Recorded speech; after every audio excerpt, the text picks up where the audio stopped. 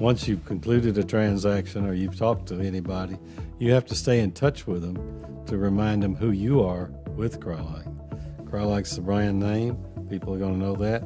Dick and Harold, sometimes they said, oh yeah, I met your brother Harold, and stuff like that. We're there. But when you're an agent with us, your name is also underneath that sign. When you put that for sale sign, there's your name. And you've got to stay in touch with your customers once you've got the transaction completed, or they will forget. They won't remember who they were working with Crye-Leike. They'll remember Crye-Leike. And they often do mention to Harold and Dick all the time, oh yeah, had a great agent. And we'll ask, well, who was she or who was he? Couldn't remember. But they had a great experience, but the agent didn't stay in touch with them. Didn't at least some kind of way follow up with them and stay in touch with them. That's probably the biggest downfall for most agents.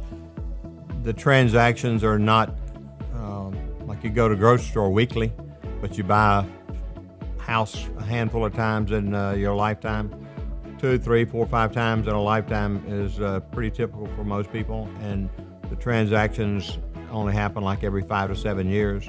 And so the typical agent, they're salespeople. They're not as disciplined generally, and we're trying to get them to be that, not as disciplined generally to maintain a database and maintain contact with those customers for that 5 to 7 year period of time.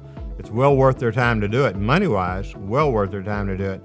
Now with technology, with the internet, the price has gotten to be down to almost nothing. Whereas in years past, it was pretty common for our agents to be sending out newsletters, postcards into their spheres of influence or into their past customer list. And that was fairly expensive to do if you did it on a monthly basis or whatever, but you had to do that in order to maintain that type of contact, to maintain that type of relationship with your customer that had just bought a house from you. And if you're not staying in touch with them, somebody else will, is the saying. And so we've always encouraged our agents to farm, to work their spheres of influence, to work their people they went to high school with, college with, church with, the garden club with. We've always encouraged them to do that. And those that do that, those that follow that instruction, oh, that's too easy. Well, if it's easy, do it. Those that do that, we find are long-term successful. Anybody can get in and get lucky on a few quick sales, but to be long-term successful, that's what you have to do. And it's so simplistic that a lot of people say, well, what's the trick? What's the magic? There's got to be something more to it. So, no, it's just connectivity. If you stay in touch with those people month after month after month, sooner or later they're going to sell, or they're going to know someone that's going to sell, and you'll get that referral. And that's those are what we call warm contacts there versus calling on FSBOs. But we have agents that call on FSBOs and very, very successful at it. We have others that say, I don't want to do that at all. And you don't have to if you're doing a great job of staying in touch. Staying in touch. With top of mind awareness. And as Dick said, there's probably not a week or day that goes by that we don't go into some place and they ask you your name and you cry. You're that real estate guy. Yeah, I'm that real estate guy. We bought a house from your company. Then they'd turn to their spouse, honey, what was that agent's name?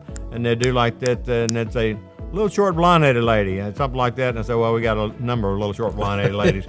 What city? And you're trying to connect with them a little bit. That you end up saying, well, thank you for your business. We really appreciate it.